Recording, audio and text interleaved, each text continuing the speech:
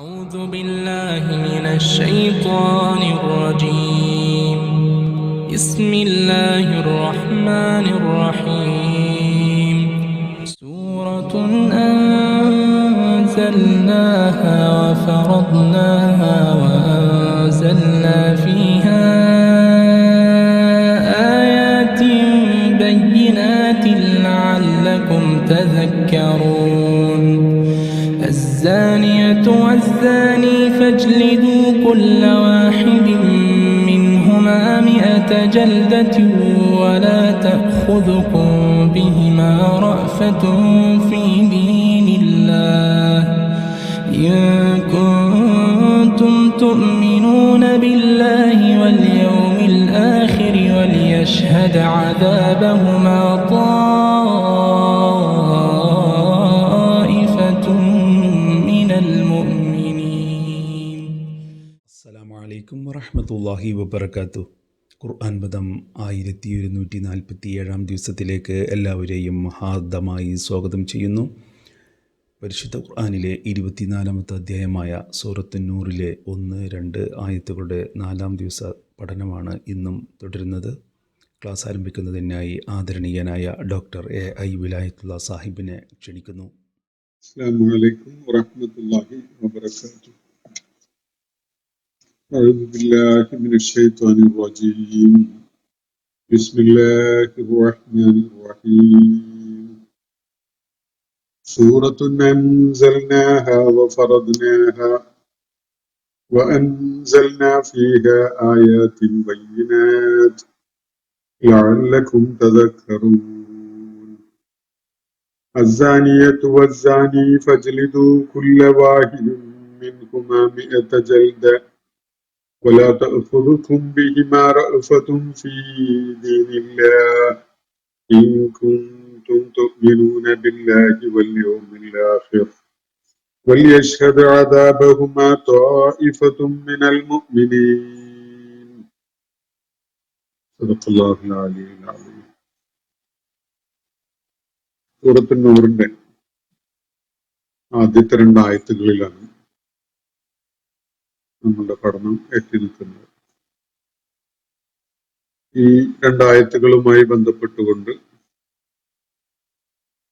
സുപ്രധാനമായ ചില കാര്യങ്ങൾ ഇതിനകം നമ്മൾ മനസ്സിലാക്കിയിട്ടുണ്ടായി.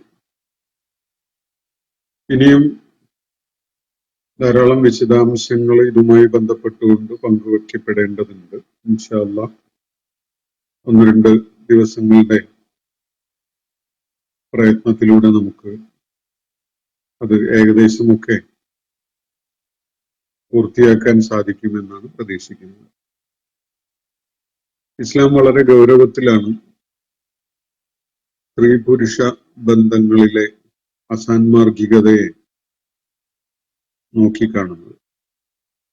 അതിന്റെ വളരെ കൃത്യമായ അടിത്തറയിൽ സമൂഹത്തെ പുനരാവിഷ്കരിക്കാൻ ഉപകരിക്കുന്ന വിധത്തിലുള്ള ധാർമ്മികമായ മൂല്യങ്ങൾ പഠിപ്പിച്ചുകൊണ്ടും ആ ധാർമ്മിക മൂല്യങ്ങൾ പാലിക്കപ്പെടാൻ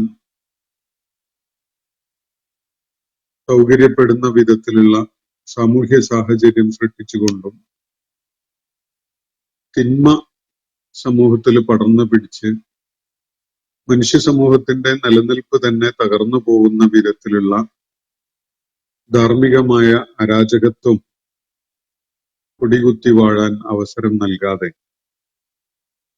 എല്ലാ നിലക്കും സമൂഹത്തെ ഭദ്രമാക്കുന്ന ഒരു പ്രക്രിയയാണ് ഇസ്ലാം നടപ്പിലാക്കിയിട്ടുള്ളത്. നബി സല്ലല്ലാഹു അലൈഹി വസല്ലമയുടെ കാലത്ത്, അദ്ദേഹത്തിന്റെ 23 വർഷക്കാലത്തെ പ്രബോധന ദൗത്യ നിർവഹണ കാലത്ത് വളരെ ക്രമപ്രവൃത്തമായ രീതിയിൽ ആ സമൂഹത്തെ അള്ളാഹുവിന്റെ പ്രവാചകന്റെ മേൽനോട്ടത്തിൽ ശരിപ്പെടുത്തിക്കൊണ്ടുവരികയായിരുന്നു. ഇടക്ക് ചില സംഭവങ്ങളൊക്കെ സ്വാഭാവികമായും മനുഷ്യ സമൂഹത്തിന് ഉൾക്കൊള്ളാൻ പറ്റാത്ത വിധത്തിലുള്ള വീഴ്ചകളും അതുപോലെ അപഭ്രംശങ്ങളും ഒക്കെ സംഭവിക്കുക എന്നത് നബി സല്ലല്ലാഹു അലൈഹി വസല്ലമയുടെ ആ സമൂഹത്തിലും ഉണ്ടാവുന്നുണ്ട്. അള്ളാഹുവിന്റെ പദ്ധതിയുടെ ഭാഗമായിട്ട് തന്നെയാവണം അത്തരം സംഭവങ്ങൾ അരങ്ങേറുന്നത്. ഈ ദീൻ അതിന്റെ എല്ലാ വിശദാംശങ്ങളോടും കൂടി പഠിപ്പിക്കപ്പെടുമ്പോൾ ഇത്തരം ചരിത്ര സംഭവങ്ങള്, ആ സംഭവങ്ങളിൽ നബി സല്ലല്ലാഹു അലൈഹി വസല്ലം എടുക്കുന്ന നയനിലപാടുകളും നടപടികളും ഒക്കെ, ഇതൊക്കെയാണ് പിൽക്കാലത്ത് ഇസ്ലാമിക സമൂഹത്തിന് ഈ വിഷയങ്ങളിലൊക്കെയുള്ള വലിയ മാതൃകയായിട്ട് നിലകൊള്ളുന്നത് എന്നത് നമുക്ക് കാണാൻ കഴിയും. അപ്പൊ ഈ രണ്ടായത്തുകളിലായിട്ട് അള്ളാഹു വളരെ ഗൗരവമുള്ള ഭാഷയിൽ സുവ്യക്തമായ ദൃഷ്ടാന്തങ്ങളുടെ പിൻബലത്തോടു കൂടി ആളുകൾ വേണ്ട വിധത്തിൽ ഉത്ബുദ്ധരാകുന്നതിന് വേണ്ടി വ്യഭിചാര വൃത്തിയെക്കുറിച്ചുള്ള അതിന്റെ ഭവിഷ്യത്തുകളെ കുറിച്ചുള്ള കാര്യങ്ങളാണ് പ്രതിപാദിക്കുന്നത്. ആണായാലും പെണ്ണായാലും വ്യഭിചാര വൃത്തിയിൽ ഏർപ്പെടുന്നവർ, അവർക്ക് ഓരോരുത്തർക്കും 100 അടി വീതം നൽകണം. അവരോട് യാതൊരു ദയാദാക്ഷിണ്യവും കാണിക്കേണ്ടതില്ല. അള്ളാഹുവിന്റെ ദീൻ നടപ്പിലാക്കുന്നതിന്, അള്ളാഹുവിന്റെ നിയമനിർദ്ദേശങ്ങൾ പ്രയോഗത്തിൽ കൊണ്ടുവരുന്നതിൽ അവരോടുള്ള ദാക്ഷിണ്യം നിങ്ങൾക്ക് തടസ്സമാവരുത്. ഇത് അള്ളാഹുവിലും അന്ത്യനാളിലുമുള്ള വിശ്വാസവുമായി നേരിട്ട് ബന്ധപ്പെട്ടുകൊണ്ടുള്ള കാര്യമാണ്. ശിക്ഷ നടപ്പിലാക്കുന്നതിന് സത്യവിശ്വാസികളുടെ കൂട്ടത്തിൽ ഒരു സംഘം സാക്ഷിയാവുകയും വേണം എന്നൊക്കെയാണ് ഈ രണ്ടായത്തുകളിൽ നമ്മൾ കാണുകയുണ്ടായത്. ഇതിന്റെ ഈ രണ്ടായത്തുകളുമായി ബന്ധപ്പെട്ടുകൊണ്ട് സിനയുടെ പല അനുബന്ധ വിഷയങ്ങളുമായി ചേർന്ന് നിൽക്കുന്ന സുപ്രധാനമായ കാര്യങ്ങളിലാണ് നമ്മളുടെ ചർച്ച മുന്നോട്ട് പോയിക്കൊണ്ടിരിക്കുന്നത്. ഇത് സംബന്ധമായിട്ട് നൽകപ്പെടുന്ന തഫ്സീറുകളിൽ വളരെ വിശദമായിട്ട് പ്രതിപാദിക്കപ്പെടുന്ന വിഷയങ്ങൾ നമ്മുടെ ഈ പഠന വേദിയിലും പഠിതാക്കൾ മനസ്സിലാക്കേണ്ടതുണ്ട് എന്ന നിലക്കാണ് ബന്ധപ്പെട്ട വിഷയങ്ങൾ നിങ്ങളുമായി പങ്കുവെക്കുന്നത്. ഒരു കാര്യം അതുമായി ബന്ധപ്പെട്ടുകൊണ്ട് ചൂണ്ടിക്കാണിക്കാനുള്ളത്, ഒരാള് തനിക്ക് ഇത്തരം ഒരു വീഴ്ച സംഭവിച്ചു പോയി, താൻ ഒരു വ്യഭിചാര വൃത്തിയിൽ ഏർപ്പെട്ടു പോയി എന്ന് വന്ന് കൺഫ്യസ് ചെയ്യാണ് എന്ന് വെക്കുക. അയാൾ കുറ്റം സമ്മതിച്ച് പറയുകയാണ്. അത് ഭരണാധികാരിയോടോ ന്യായാധിപന്റെ അടുക്കലോ ഇസ്ലാമിക സമൂഹത്തിന്റെ നേതാവിന്റെ അടുക്കലോ ഒക്കെ വന്ന് അത് പറയുകയാണെങ്കിൽ, തന്റെ മേൽ അതിനുള്ള ശിക്ഷ നടപ്പിലാക്കണം എന്ന് ആവശ്യപ്പെടുകയാണെങ്കിൽ തന്നെ, അങ്ങനെയൊക്കെയുള്ള സന്ദർഭങ്ങളിൽ മാത്രമാണ് ഈ ശിക്ഷ നടപ്പിലാക്കപ്പെടുക. വ്യഭിചാരം എന്ന സാധാരണഗതിയിൽ 4 ദൃക്സാക്ഷികൾ, ഈ പറയപ്പെട്ട വിധത്തിലൊക്കെയുള്ള ദൃക്സാക്ഷികള്, അതും സാക്ഷ്യം പറയാൻ യോഗ്യരായ ആളുകള്, എല്ലാവരുടെയൊന്നും സാക്ഷ്യം ഇസ്ലാമിൽ അംഗീകരിക്കാറില്ല. വിശ്വാസയോഗ്യരായ, അള്ളാഹുവിന്റെ നിയമവ്യവസ്ഥ പാലിച്ച് ജീവിക്കുന്ന മുത്തഖികളായ ആളുകളുടെ സാക്ഷ്യം മാത്രമേ സ്വീകരിക്കുകയുള്ളൂ. ഒരിക്കലെങ്കിലും കള്ളസാക്ഷ്യം പറഞ്ഞ ഒരാളെ മറ്റൊരു സന്ദർഭത്തില് സാക്ഷിയാവാൻ ഇസ്ലാം അനുവദിക്കാറില്ല. അപ്പോ ആ വിധത്തില് സാക്ഷ്യം പറഞ്ഞുകൊണ്ട് കുറ്റം സ്ഥാപിക്കപ്പെട്ട് ഇതിന് ശിക്ഷ നടപ്പിലാക്കപ്പെടുക എന്നത് വളരെ വിരളമായിട്ട് മാത്രമേ സംഭവിക്കുകയുള്ളൂ. വ്യഭിചാരത്തിനുള്ള ശിക്ഷ നടപ്പിലാക്കപ്പെടാൻ സാധാരണഗതിയിൽ വല്ല പഴുതുമുള്ളത് സ്വയം തെറ്റ് ചെയ്ത ആള് അത് ഏറ്റു പറഞ്ഞുകൊണ്ട് കൺഫ്യസ് ചെയ്യുക എന്ന ഒരു മാർഗം വഴി മാത്രമാണ്. സാക്ഷ്യം പറഞ്ഞുകൊണ്ട് 4 പേര് സാക്ഷ്യം പറഞ്ഞാൽ അതിലൊരാള് ഞാൻ നേരിട്ട് കണ്ടിട്ടില്ല, എന്റെ സാഹചര്യം മാത്രമേ എനിക്ക് കാണാൻ പറ്റിയിട്ടുള്ളൂ എന്ന് പറഞ്ഞാൽ പോലും ബാക്കി 3 പേരുടെ സാക്ഷ്യത്തിന്റെ അടിസ്ഥാനത്തിൽ ശിക്ഷാ നടപടികൾ സ്വീകരിക്കാൻ പറ്റൂല. സംശയത്തിന്റെ ആനുകൂല്യം എപ്പോഴും ശിക്ഷ നടപ്പിലാക്കാതിരിക്കാനാണ്, ശിക്ഷ നടപ്പിലാക്കാനല്ല സ്വീകരിക്കേണ്ടത് എന്നതാണ് ഇസ്ലാമിന്റെ ഇത് സംബന്ധമായിട്ടുള്ള ബേസിക് ആയ ഒരു പ്രിൻസിപ്പിൾ തന്നെ. അപ്പോ ആരെങ്കിലും അങ്ങനെ സ്വയം വന്ന് കൺഫസ് ചെയ്യുകയാണെങ്കിൽ അയാളോട് അതിന്റെ വിശദാംശങ്ങൾ ചോദിച്ചറിയേണ്ടതുണ്ടോ എന്നതാണ് ഇതുമായി ബന്ധപ്പെട്ട ഒരു വിഷയം. ഒരാൾക്ക് തനിച്ച് വ്യഭിചരിക്കുക എന്നുള്ളത് സാധ്യമല്ലല്ലോ, മറ്റൊരാൾ കൂടി വേണം അതിൽ. ആണാണ് കൺഫസ് ചെയ്യുന്നതെങ്കിൽ ഒരു പെണ്ണ്, അല്ലെങ്കിൽ പെണ്ണാണ് കൺഫസ് ചെയ്യുന്നതെങ്കിൽ ഒരാണ് അതിലുണ്ടാവും. അതാരാണ്, എവിടെ വെച്ചാണ്, എപ്പോഴാണ് എന്നുള്ള കാര്യങ്ങളൊന്നും ചോദിച്ച് ചുഴിഞ്ഞന്വേഷിച്ച് കണ്ടെത്താൻ ഇസ്ലാം നമ്മളെ ചുമതലപ്പെടുത്തുന്നില്ല, ഭരണാധികാരികളെയും ചുമതലപ്പെടുത്തുന്നില്ല. മറുകക്ഷി ആരാണ് എന്ന് ഈ പാപം ചെയ്തു പോയി എന്ന് പറയുന്ന ആള് വെളിപ്പെടുത്തേണ്ടതുമില്ല. വെളിപ്പെടുത്തിയാൽ അത് വ്യഭിചാര ആരോപണമായി മാറും. തെളിയിക്കാൻ സാക്ഷിയില്ലെങ്കിൽ അതിന് വേറെയും ശിക്ഷ ഏറ്റുവാങ്ങേണ്ടി വരും. അപ്പോ ആരുമായി ചേർന്നുകൊണ്ടാണ് തെറ്റ് ചെയ്തത് എന്നത് വെളിപ്പെടുത്തേണ്ടതില്ല. തെറ്റ് ചെയ്ത ആള് കോടതിയുടെ മുന്നിലോ ഭരണകൂടത്തിന്റെ മുന്നിലോ വന്ന് കൺഫസ് ചെയ്യണം എന്നും ഇസ്ലാം ആവശ്യപ്പെടുന്നില്ല. അതൊരാള് സംഭവിച്ചു പോയ തെറ്റിന്റെ പേരിൽ അള്ളാഹുവിനോട് തൗബ ചെയ്ത് മടങ്ങുക എന്നതാണ് അക്കാര്യത്തിൽ നബി സല്ലല്ലാഹു അലൈഹി വസല്ലം നിർദ്ദേശിച്ചിട്ടുള്ള പോംവഴി എന്ന് കാണാൻ കഴിയും.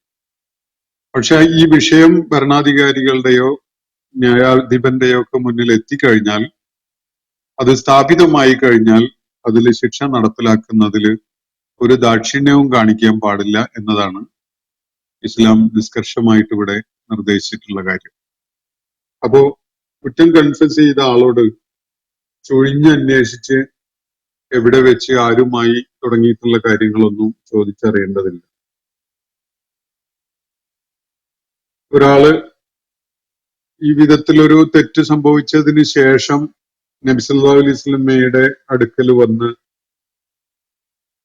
മസ്ജിദ് നബവിയിൽ നബി സല്ലല്ലാഹു അലൈഹി വസല്ലമയോടൊപ്പം ജമാഅത്തിൽ പങ്കെടുത്തുകൊണ്ട് നമസ്കരിച്ച് അതിനുശേഷം ഈ കാര്യം നബി സല്ലല്ലാഹു അലൈഹി വസല്ലമയോട് ശ്രദ്ധയിൽ കൊണ്ടുവരികയുണ്ടായി. അപ്പോ നബി സല്ലല്ലാഹു അലൈഹി വസല്ലം അദ്ദേഹത്തോട് ചോദിച്ചത്, നീ എന്റെ കൂടെ ഞങ്ങളോടൊപ്പം ഒരുമിച്ച് നമസ്കരിച്ചില്ലേ? നിന്റെ തെറ്റ് മാപ്പാക്കപ്പെട്ടിരിക്കുന്നു, നീ അള്ളാഹുവിനോട് തൗബ ചെയ്ത് മടങ്ങിക്കോ എന്നുള്ള ഒരു നിർദ്ദേശം നൽകി വിട്ടതായിട്ട് കാണാൻ കഴിയും. അതേസമയത്ത് ഒരാൾ ആവർത്തിച്ച് 3-ലേറെ തവണ താൻ തെറ്റുകാരനായിപ്പോയി എന്നത് കൺഫസ് ചെയ്യുകയാണെങ്കിൽ ശിക്ഷ നടപ്പിലാക്കല് നിർബന്ധമായി എന്ന നിലക്കാണ് നബി സല്ലല്ലാഹു അലൈഹി വസല്ലമയുടെ കാലത്ത് ഉണ്ടായ സംഭവങ്ങളെ അടിസ്ഥാനപ്പെടുത്തിക്കൊണ്ടും അതിനെ ഉൾക്കൊണ്ടുകൊണ്ട് ഫുഖഹാക്കൾ എത്തിച്ചേരുന്ന, സഹാബത്ത് ആ കാലഘട്ടത്തിൽ തന്നെ എത്തിച്ചേർന്നിട്ടുണ്ടായിട്ടുള്ള ഒരു ധാരണ അതാണ്. അബൂബക്കർ റളിയല്ലാഹു അൻഹു ഇടപെട്ട് പറഞ്ഞ സംഭവമൊക്കെ ഞാൻ ഇന്നലെ നിങ്ങളുമായി പങ്കുവച്ചു. 3 തവണ ആവർത്തിച്ച് പറഞ്ഞതിന് ശേഷം 4മതൊരു തവണ വീണ്ടും പറഞ്ഞു കഴിഞ്ഞാൽ അയാളെ മടക്കി അയക്കുകയല്ല, അയാളുടെ മേൽ ശിക്ഷ നടപ്പിലാക്കുക തന്നെ ചെയ്യും എന്ന നിലക്കാണ് ആ സംഭവങ്ങൾ സൂചിപ്പിക്കുന്നത്. അപ്പോ ഒരാള് ഈ തെറ്റിന്റെ പേരിൽ ശിക്ഷക്ക് അർഹനാവണമെങ്കിൽ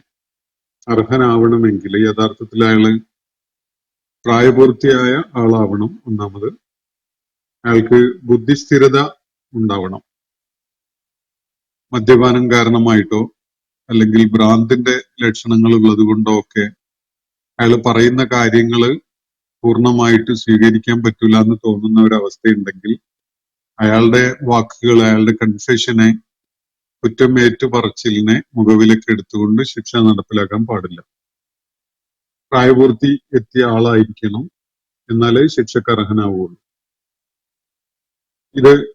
എന്നാല് വിവാഹത്തിന് ശേഷം ഉള്ള വ്യഭിചാരം ആണെങ്കിൽ ഈ എറിഞ്ഞു കൊല്ലുക എന്ന ശിക്ഷ സ്വതന്ത്രന്റെ കാര്യത്തിൽ മാത്രമേ ബാധകമാവുള്ളൂ. അയാള് മറ്റൊരാളുടെ ഉടമസ്ഥതയിലുള്ള വലത് കൈ ഉടമപ്പെടുത്തിയ വിധത്തിലുള്ള ഒരാളാണ് അല്ലെങ്കിൽ അടിമയാണ് എങ്കിൽ രണ്ടും ഉണ്ടാവാം.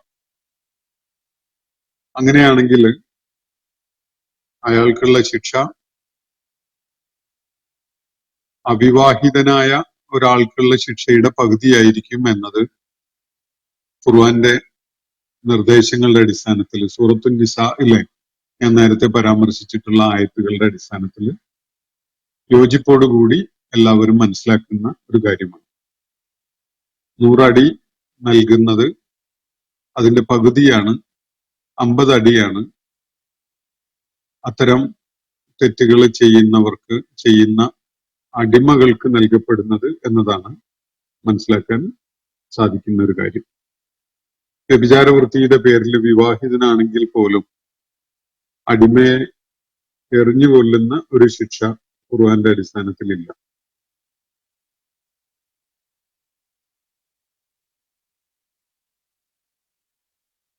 ഖുർആനിൽ നൽകപ്പെട്ടിരിക്കുന്ന നിർദ്ദേശങ്ങളുടെ അടിസ്ഥാനത്തിൽ ഇസ്ലാമിക കർമ്മശാസ്ത്രജ്ഞന്മാർ യോജിപ്പോടുകൂടി കാണുന്ന കാര്യമാണിത്.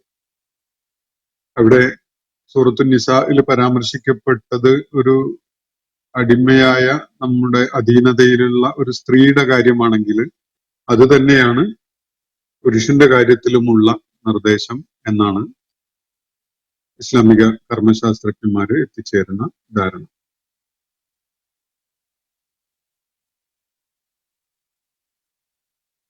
അതുപോലെ തന്നെ വിവാഹിതനായ ഒരാള്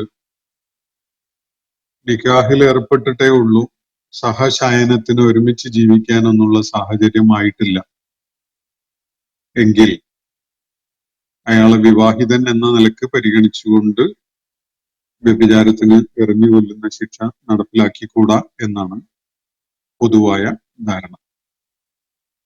വിവാഹം കൊണ്ട് ലഭിക്കേണ്ട സുരക്ഷിതത്വം അയാൾക്ക് ലഭിച്ചു തുടങ്ങിയിട്ടില്ല എന്ന കാരണത്താലാണ് സാങ്കേതികമായി വിവാഹിതനായിരിക്കെ തന്നെ അയാളുടെ മേൽ വ്യഭിചാരത്തിന് എറിഞ്ഞു കൊല്ലുന്ന ശിക്ഷ നടപ്പിലാക്കാൻ പാടില്ല എന്ന ഒരു ധാരണയിൽ ഫുഖഹാക്കൾ എത്തിച്ചേരുന്നത്. മറ്റൊരു വിഷയം, എറിഞ്ഞുകൊല്ലൽ ശിക്ഷ നൽകാൻ കുറ്റവാളി മുസ്ലിം ആയിരിക്കേണ്ടതുണ്ടോ എന്നതാണ്. ഇസ്ലാമിക രാഷ്ട്രത്തിനകത്ത് വ്യഭിചാരക്കുറ്റത്തിന്റെ പേരിൽ പിടിക്കപ്പെട്ട ഒരാള് അല്ലെങ്കിൽ വിചാരണ നേരിടുന്ന ഒരാള് അത് തെളിയിക്കപ്പെടുകയാണെങ്കിൽ അയാൾ മുസ്ലിം ആണെങ്കിൽ മാത്രമേ ശിക്ഷയുണ്ടാവുകയുള്ളൂ എന്ന ഒരു ചോദ്യം ന്യായമായിട്ടുണ്ട്. പണ്ഡിതന്മാര് അക്കാര്യത്തിൽ വ്യത്യസ്ത അഭിപ്രായമുള്ളവരാണ്. ഒരു രാഷ്ട്ര നിയമം എന്ന നിലക്കാണ് വ്യഭിചാരത്തിനുള്ള ശിക്ഷ, വിവാഹിതരായ വ്യഭിചാരികൾക്കുള്ള ശിക്ഷ എറിഞ്ഞുകൊല്ലുക എന്നത് ഇസ്ലാം നടപ്പിലാക്കുന്നത് എന്ന അടിസ്ഥാനത്തില് ഇതിൽ നിന്ന് രാഷ്ട്രത്തിലെ ഒരു പൗരനെയും മാറ്റി നിർത്താൻ പറ്റുകയില്ല എന്ന നിലപാട് സ്വീകരിക്കുന്ന പണ്ഡിതന്മാരുണ്ട്. അതല്ല,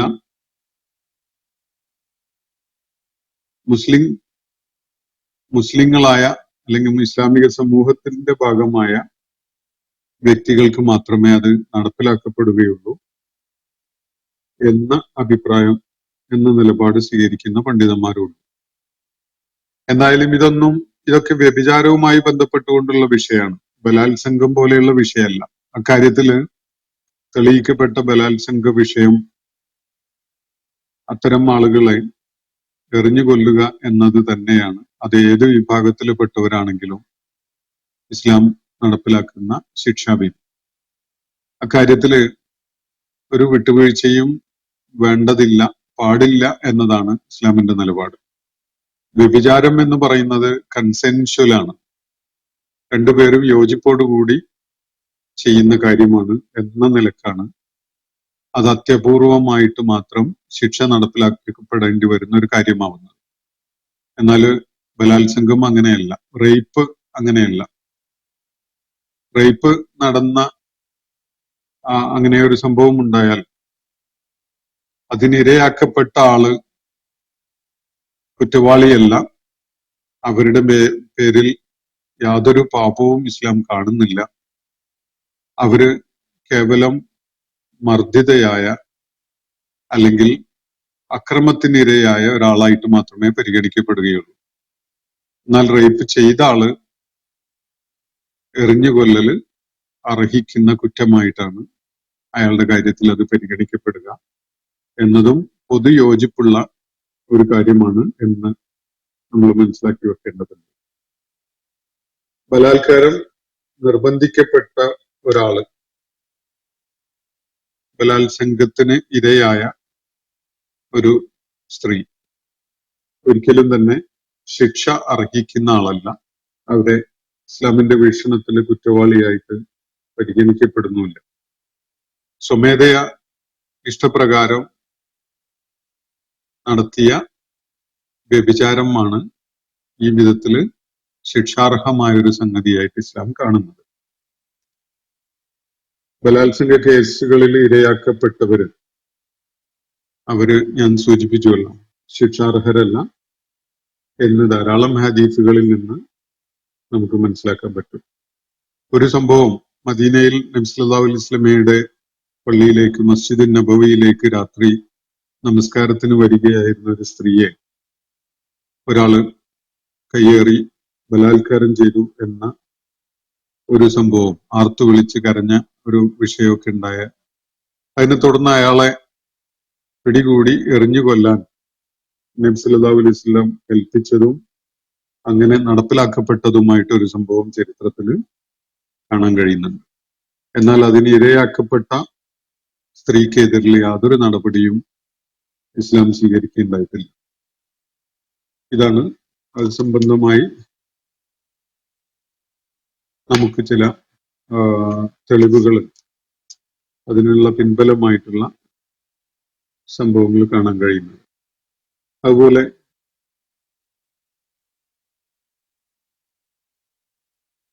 ആരാണ് ഈ വ്യഭിചാരിക്കും വ്യഭിചാരിണിക്കും എതിരിൽ ശിക്ഷാ നടപടി സ്വീകരിക്കേണ്ടത് എന്നത് വളരെ പ്രാധാന്യമുള്ള ഒരു വിഷയമാണ്. നമ്മുടെ സംഘത്തിലോ കുടുംബത്തിലോ അങ്ങനെ ഒരു വിഷയം ഉണ്ടായാൽ, നമ്മുടെ നാട്ടിൽ പലപ്പോഴും പത്രങ്ങളിലൊക്കെ മാധ്യമങ്ങളിലൊക്കെ വരാറുള്ള ഒരു പ്രയോഗമുണ്ട്, ദുരഭിമാനക്കൊല എന്നൊക്കെ പറയുന്ന രീതിയിൽ. കുടുംബം, ഗോത്രം അല്ലെങ്കിൽ ആ സംഘം അത്തരം തിന്മകൾ ചെയ്യുന്നവർക്കെതിരിൽ ശിക്ഷ നടപ്പിലാക്കാൻ പാടുണ്ടോ ഇല്ലേ എന്നതാണ് ഇതിലൊരു വിഷയം. ജാനിയത്ത് അല്ലെങ്കിൽ ജാനി നമ്മളുമായി ബന്ധമുള്ള ഒരു ആളാണെങ്കിൽ നമുക്കത് ശിക്ഷ നടപ്പിലാക്കാനുള്ള അധികാരമുണ്ടോ എന്നത് ഇസ്ലാമിക പണ്ഡിതന്മാര് യോജിപ്പോടുകൂടി പറയുന്ന കാര്യം, ഇത് ഇസ്ലാമിക ഭരണകൂടത്തിന്റെ മാത്രം ഉത്തരവാദിത്തമാണ്, വ്യക്തിയുടേതല്ല. ഫജ്ലിദു കുല്ല വാഹിദിൻ മിൻഹുമ മിഅത ജൽദ എന്ന് നമ്മളിവിടെ വായിച്ചിട്ടുള്ള സൂറത്തുൽ നൂറിലെ ഈ ആയത്ത്, അതിലെ ഫജ്ലിദു എന്ന നിർദ്ദേശം, നിങ്ങൾ അടിക്കുക എന്ന നിർദ്ദേശം വ്യക്തിയോടോ അല്ലെങ്കിൽ ഏതെങ്കിലും സംഘത്തോടോ അല്ല. അത് സംഘടിതമായ ഒരു ഇസ്ലാമിക ഭരണകൂടത്തോടാണ്, നിയമവ്യവസ്ഥയോടും ന്യായാധിപനോടും ഒക്കെയാണ് എന്നതാണ് യോജിപ്പോടുകൂടി ഇസ്ലാമിക പണ്ഡിതന്മാരെ സംബന്ധമായിട്ട് നിലപാട് സ്വീകരിക്കുന്നത്. വ്യക്തികൾക്ക് തങ്ങളുടെ ഗോത്രത്തിനോ കുടുംബത്തിനോ അപമാനം വരുത്തി എന്നൊക്കെ പറഞ്ഞുകൊണ്ട് ശിക്ഷ നടപ്പിലാക്കുന്ന ആ കാടൻ രീതി പൗരാണിക സമൂഹങ്ങളിൽ പലയിടത്തൊക്കെ ഉണ്ടായിരുന്നു. പക്ഷെ അത് ഇസ്ലാം അംഗീകരിക്കുന്നില്ല. ഇസ്ലാം ഒരു നിയമവ്യവസ്ഥക്ക് കീഴിൽ മാത്രമേ ഇത് നടപ്പിലാക്കപ്പെടാൻ പാടുള്ളൂ എന്ന് കണിശമായി പഠിപ്പിക്കുന്നുണ്ട്. എന്ന് വെച്ചാൽ ഒരു രാഷ്ട്രത്തിന്റെ കൺസേൺസിൽ ഭരണ നിർവഹണവും ആയി ബന്ധപ്പെട്ടുകൊണ്ടുകൂടിയുള്ള ഒരു കാര്യമായിട്ടാണ് ഈ ക്രിമിനൽ കുറ്റം, അത്തരം കുറ്റങ്ങൾക്കുള്ള ശിക്ഷ നടപ്പിലാക്കുന്ന കാര്യം എന്നത് നമുക്ക് മനസ്സിലാക്കാൻ സാധിക്കും.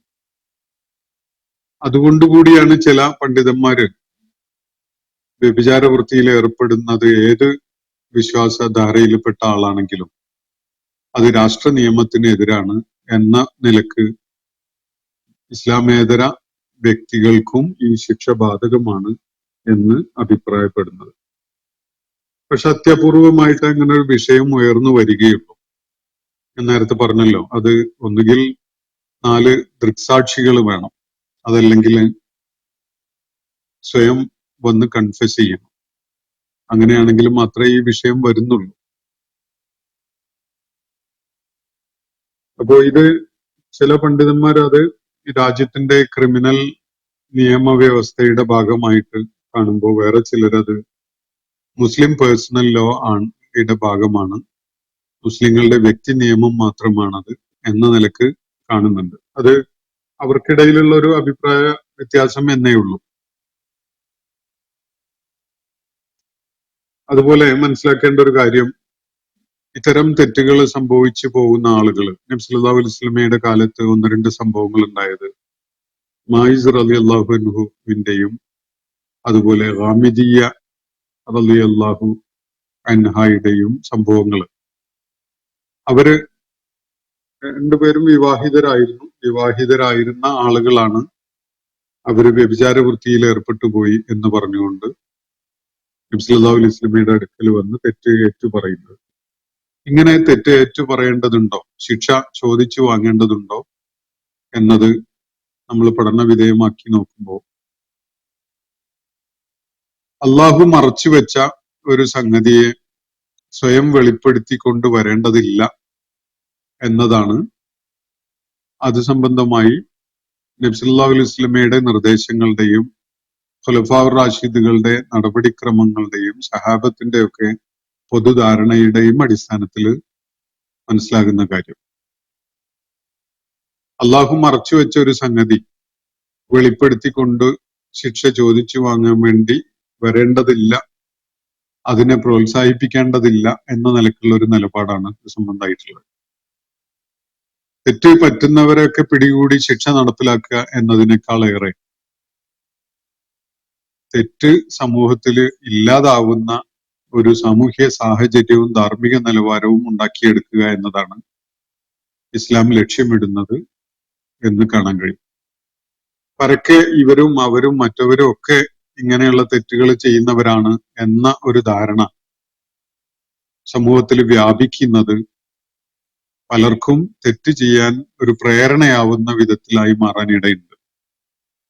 അതുകൊണ്ട് തന്നെ ഇത്തരം വിഷയങ്ങൾ ആരെങ്കിലും കാണാനിടയായാൽ, അറിയാനിടയായാൽ, മറ്റൊരാളെ അതിലേക്ക് വലിച്ചു കൊണ്ടുവന്ന് അയാളെയും കൂടി കാണിച്ചു കൊടുക്കുകയോ മറ്റൊരാളുടെ കാതിൽ കൂടി അത് എത്തിക്കുകയോ എന്നൊരു പരിപാടി ഇസ്ലാം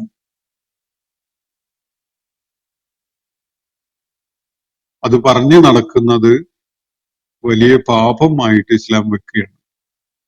വ്യഭിചാര ആരോപണം നടത്തുക എന്നൊരു തലത്തിലാണ് ഇത് ഉണ്ടാവുക. അങ്ങനെ ചെയ്യുന്ന ആളുകൾക്ക് 80 അടി ഇസ്ലാം ശിക്ഷ വെക്കുന്നുണ്ട്.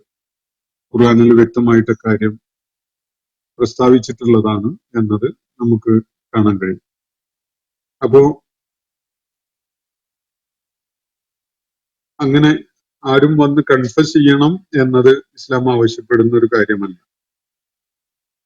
കോടതിക്ക് മുന്നിൽ എത്തിക്കണമെന്ന് ആരെങ്കിലും അറിഞ്ഞാൽ ഞാനത് കോടതിയുടെയോ ബന്ധപ്പെട്ടവരുടെയോ ശ്രദ്ധയിലേക്ക് കൊണ്ടുവരണം എന്നൊരു ഉത്തരവാദിത്വവും എനിക്കില്ല.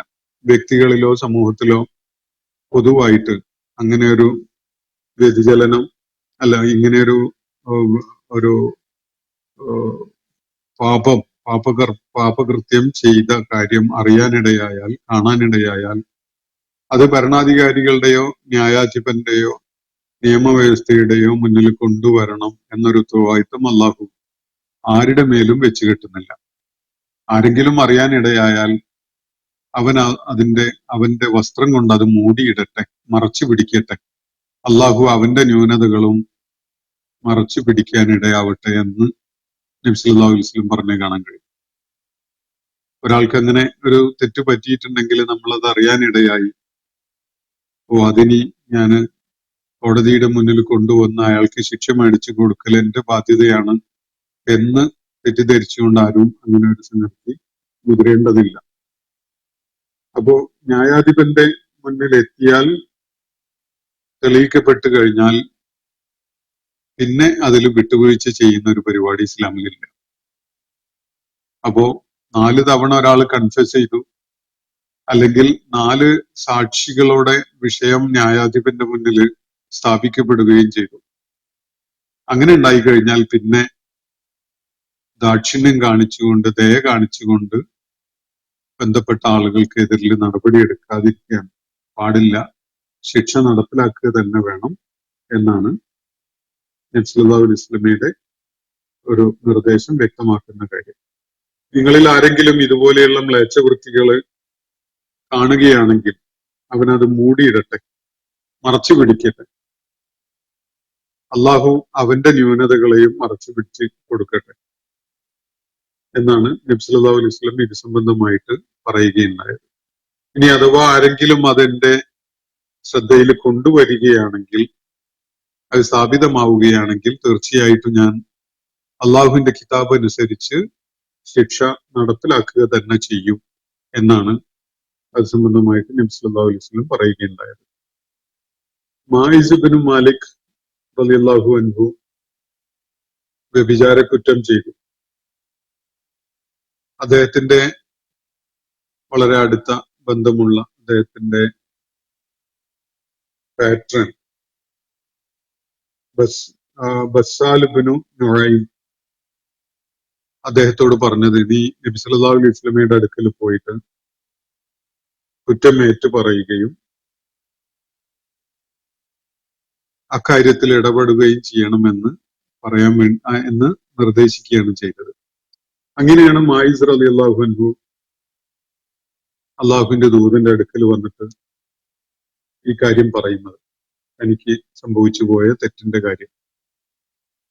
നബി സല്ലല്ലാഹു അലൈഹി വസല്ലം അവനെ പരമാവധി നിരുത്സാഹപ്പെടുത്തുകയാണ് ആ ഘട്ടത്തിൽ ചെയ്യുന്ന അദ്ദേഹം. നിനക്കെന്തോ ബുദ്ധിഭ്രംശം സംഭവിച്ചു പോയതായിരിക്കും, നിനക്ക് തോന്നിയതായിരിക്കും, നീ മദ്യപിച്ചിട്ടുണ്ടോ എന്നൊക്കെ ചോദിച്ചുകൊണ്ട് അങ്ങനെ കൺഫ്യസ് ചെയ്യുന്നതിന് അവസരം ഉണ്ടാവാതിരിക്കാൻ ആവർത്തിച്ച് ശ്രമിച്ചതാണ്.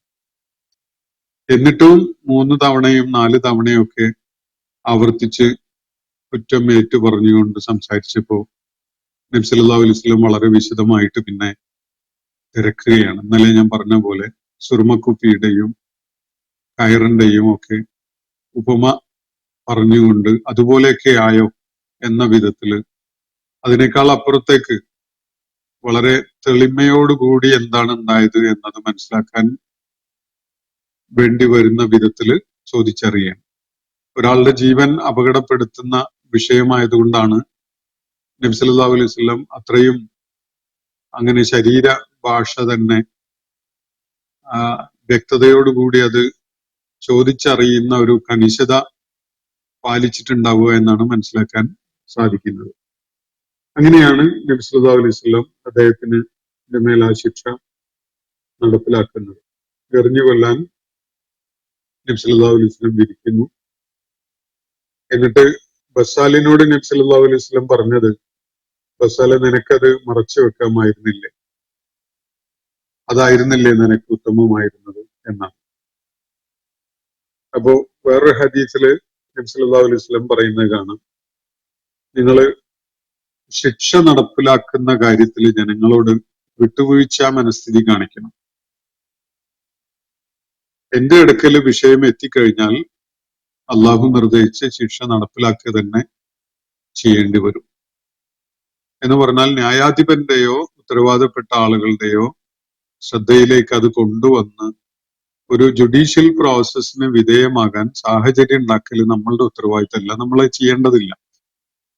അത് അങ്ങനെ ചെയ്യേണ്ടതുള്ളതാണെങ്കിൽ അള്ളാഹു തന്നെ അത് വെളിപ്പെടുത്തുകയും അയാളെ ശിക്ഷിക്കാൻ കാരണമാകുന്ന വിധത്തിൽ അത് പരസ്യമാവുകയും ചെയ്യും. നമ്മളായിട്ട് ഇടപെട്ട് നമ്മളായിട്ട് ആ കാര്യത്തിൽ ഒരു ഗവേഷണം നടത്തി കണ്ടുപിടിച്ച് അത് ബന്ധപ്പെട്ടവരുടെ ദൃഷ്ടിയിൽ കൊണ്ടുവരേണ്ടതില്ല. അത് സാധിക്കുന്നിടത്തോളം കണ്ടില്ല കേട്ടില്ല എന്ന് വെക്കുന്ന ഒരു നിലപാടാണ് അക്കാര്യത്തിൽ സ്വീകരിക്കേണ്ടത് എന്നാണ് മനസ്സിലാക്കാൻ നബി സല്ലല്ലാഹു അലൈഹി വസല്ലമയുടെ നിർദ്ദേശങ്ങളുടെ അടിസ്ഥാനത്തിൽ നമുക്ക് സാധിക്കുന്നത്. അതുപോലെ മറ്റൊരു കാര്യം, ഒരു സംഭവം, ഈ വ്യഭിചാര കുറ്റത്തിന് അതിന് ഇരയാക്കപ്പെട്ട ആളുമായി അല്ലെങ്കിൽ അയാളുമായി ബന്ധപ്പെട്ട അയാളുടെ വലിയുമായി ഒരു ഒത്തുതീർപ്പ് ഉണ്ടാക്കുക എന്ന് പറഞ്ഞൊരു പരിപാടിയില്ല. നമ്മുടെ നാട്ടിലും പാശ്ചാത്യ രാജ്യങ്ങളിലൊക്കെ നിരന്തരം നടക്കുന്ന ഒരു കാര്യമാണ്. ഇപ്പൊ നമ്മളുടെ ബന്ധപ്പെട്ട ഒരു പെൺകുട്ടിയെ ആരെങ്കിലും ബലാത്കാരം ചെയ്താൽ അതിന് പണം വാങ്ങിക്കൊണ്ടോ അല്ലെങ്കിൽ വേറെ എന്തെങ്കിലും നഷ്ടപരിഹാരം വാങ്ങിക്കൊണ്ടോ വിട്ടുവീഴ്ച ചെയ്യുക എന്നൊരു പരിപാടി ഇസ്ലാം അനുവദിക്കുന്നേ ഇല്ല. ഒരാളുടെയും അഭിമാനത്തിന് വിലയിടാൻ ഇസ്ലാം അനുവദിക്കുന്നില്ല എന്നതാണ് ശരിക്കും പറഞ്ഞാൽ അത് സംബന്ധമായിട്ടുള്ള ഇസ്ലാമിന്റെ നിലപാട്. ഹദീസുകളിൽ വ്യക്തമാക്കപ്പെട്ട ഒരു സംഭവം, ഒരു യുവാവ് ഒരു വീട്ടില് കൂലിവേലക്ക് വന്നപ്പോ വീട്ടുകാരന്റെ ഭാര്യയെ വ്യഭിചരിക്കുന്ന ഒരു സാഹചര്യം ഉണ്ടായി. അപ്പോ ഈ കൂലിവേല ചെയ്യാൻ വേണ്ടി വന്ന അയാള് 100 ആടുകളും ഒരു അടിമ സ്ത്രീയും ഈ പെണ്ണിന്റെ ഭർത്താവിന് നൽകിക്കൊണ്ട് അയാളെ തൃപ്തിപ്പെടുത്തി. എന്നിട്ട് ഒതുക്കി തീർത്തു. 100 ആടുകളും ഒരു അടിമ സ്ത്രീയെയും അയാൾക്ക് പകരം നൽകിക്കൊണ്ട് അയാളെ പ്രശ്നം ഒതുക്കി തീർത്തു. ഈ വിഷയം നബി സല്ലല്ലാഹു അലൈഹി വസല്ലമയുടെ അടുക്കൽ എത്തിയപ്പോ നബി സല്ലല്ലാഹു അലൈഹി വസല്ലം പറഞ്ഞത് ഈ വ്യഭിചാര വൃത്തിയിൽ ഏർപ്പെട്ട ആളോട്, നിന്റെ 100 ഒട്ടകവും അടിമ സ്ത്രീയും നിനക്ക് തിരികെ നൽകപ്പെടും എന്നാണ്.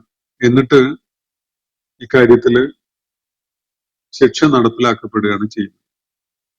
അതില് ഈ സ്ത്രീയും അവരെ വിളിച്ച് അന്വേഷിച്ച് ഇയാളുടെ മേൽ ആദ്യം ശിക്ഷ നടപ്പിലാക്കിയതിന് ശേഷം അതില് ആ സ്ത്രീയും പങ്കാളിയാണോ എന്നത് അവള് പറയുന്നത് എന്താണ് എന്ന് ചോദിച്ചറിഞ്ഞതിന് ശേഷം അവളുടെ മേലും ഈ ശിക്ഷ നടപ്പിലാക്കപ്പെട്ടതായിട്ട് ഹദീസുകളിൽ നിന്ന് മനസ്സിലാക്കാൻ പറ്റും. അപ്പോ പണം കൊടുത്തു ഒതുക്കുക എന്നൊരു പരിപാടി, അങ്ങനെ അഭിമാനത്തിന് വില പറയുന്ന ഒരു പരിപാടി ഇസ്ലാം അംഗീകരിക്കുന്നില്ല എന്ന് അതിൽ നിന്ന് നമുക്ക് മനസ്സിലാക്കാൻ പറ്റും. ഞാൻ ഇന്നത്തെ സെഷൻ ഇവിടെ അവസാനിപ്പിക്കുകയാണ്. ഇൻഷാ അല്ലാഹ് ഇതുമായി ബന്ധപ്പെട്ടുകൊണ്ട് ഇനിയും വളരെ പ്രാധാന്യമുള്ള ഒരുപാട് കാര്യങ്ങൾ നമുക്ക് മനസ്സിലാക്കാനായിട്ടുണ്ട്. അള്ളാഹു അത്തരം കാര്യങ്ങൾ നമ്മുടെ ജീവിതത്തിൽ പ്രയോജനപ്പെടുന്ന കാര്യങ്ങളായി നമ്മുടെ മനസ്സിലെ വെളിച്ചം പ്രസരിപ്പിക്കുന്ന ഒരു കാര്യമായിട്ട് അള്ളാഹു നമുക്ക് പ്രയോജനകരമാക്കി തരട്ടെ. വാഖിറു ദഅ്വാന അനിൽ ഹംദുലില്ലാഹി റബ്ബിൽ ആലമീൻ. അസ്സലാമു അലൈക്കും വറഹ്മത്തുള്ളാഹി വബറകാതുഹു. ഇന്നത്തെ ഖുർആൻ പദം ഇവിടെ സമാപിക്കുന്നു. ഖുർആൻ പഠനത്തിൽ പങ്കെടുത്ത എല്ലാവർക്കും അള്ളാഹു അർഹമായ പ്രതിഫലം നൽകി അനുഗ്രഹിക്കട്ടെ. വആഖിറു ദഅ്വാന അനിൽ ഹംദുലില്ലാഹി റബ്ബിൽ ആലമീൻ. അസ്സലാമു അലൈക്കും വറഹ്മത്തുള്ളാഹി വബറകാതുഹു.